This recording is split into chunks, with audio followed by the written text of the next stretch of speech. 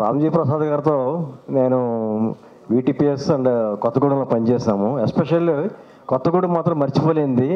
అక్కడ కొత్తగూడెంలో మనకి పాల్వంచలో జన్కో కాలనీ ఉండేది. జన్కో కాలనీలో సారు మేమంతా ఉండేవాళ్ళమి.